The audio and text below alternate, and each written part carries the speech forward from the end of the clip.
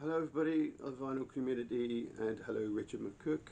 This is my entry to Richard's contest, his quarter contest. Richard asked us to show four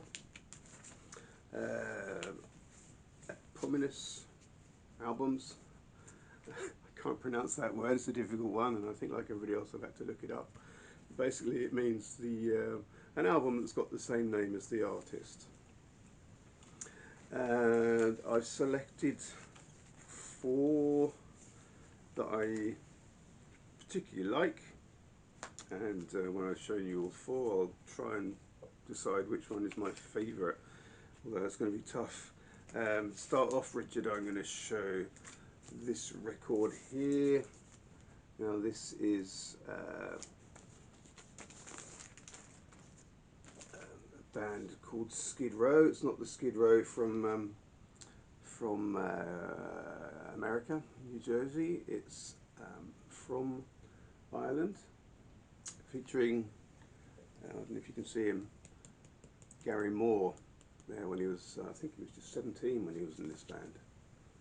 So the Skid Row by Skid Row, their first album. Yeah, great thing if you can give that a listen. Right then, next album I'm going to show. I think people are often quite surprised when I hold this band up. They don't really think I'm taking it very seriously, but I'm a serious Duran Duran fan. This is the first album by Duran Duran, and it's actually called Duran Duran. This is the British UK version, and here's one that I picked up in the States, slightly different cover, like the American cover. So that's Duran Duran by Duran Duran. Now the next band is one that I've always been very enthusiastic about, easily one of my favourite bands, and that is the Dream Academy. Love that cover. So this is their first album, Dream Academy by the Dream Academy. One of my very favourite records, this.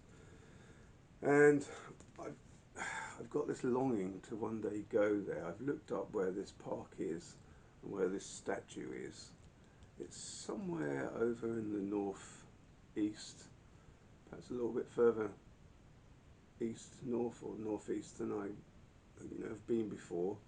I've always liked the idea of just going to this park and seeing if I can locate this space where the picture was taken.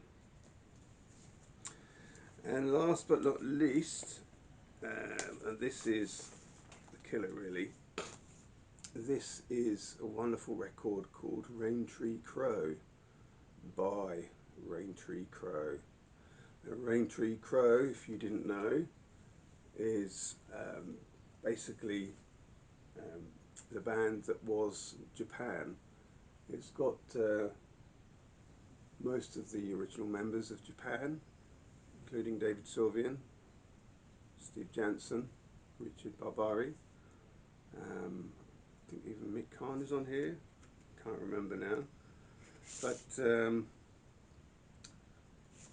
this is a fantastic record. Really, really good. If it was going to be included in the Japan catalogue, I'd say it is easily the best album. Certainly the most mature album that Japan made, under the name of Raintree Crow by Raintree Crow. Okay, so that's those four. Richard, oh sorry, if I'm going to say which one is my favourite out of the eponymous ones, I think I'm going to have to go with the Duran Duran, although to be honest with you they're all very, very close to the top. So a mistake that I've made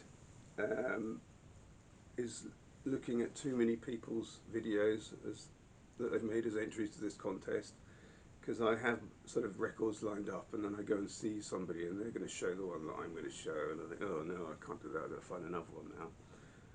Nick's vinyl, but what was he? I think he held up this one, which I kind of spied out and thought, well, that's a nice long title. And then there was the vinyl spiral.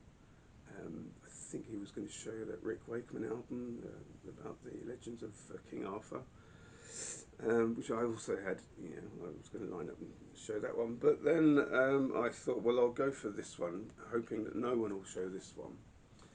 This is, oh, look at that cover, beautiful cover,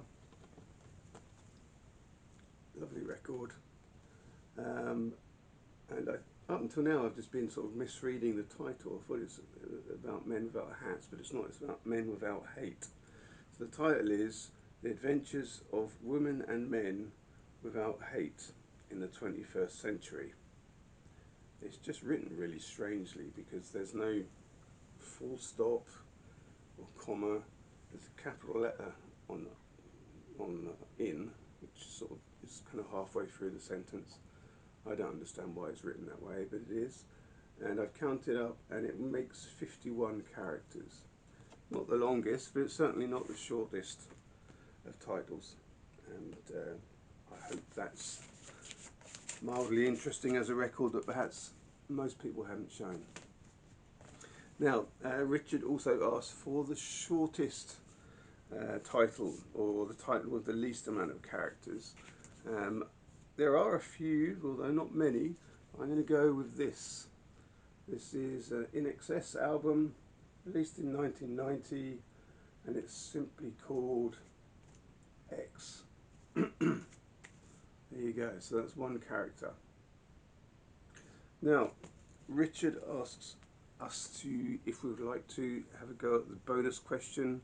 We're supposed to kind of work out his cryptic puzzle of that he's in a quarter or something like that, and what that means. Now, I noticed, Richard, that you've got coming up for 1,500 subscribers. That's, at the moment it's 1.49, but I should imagine that if you round it off, it's 1,500. Now, maybe when you started, you spoke about maybe aiming to get 6,000 subscribers. Thus, when you get 1.5 thousand subscribers, then you're a quarter way to your goal. So that's my guess. No idea if it's right. It may even be more cryptic than that, but that's the one I'm going with. All right. Thank you very much, everybody. Thank you, Richard, and thank everybody else. Check out my next video. Good luck. Bye.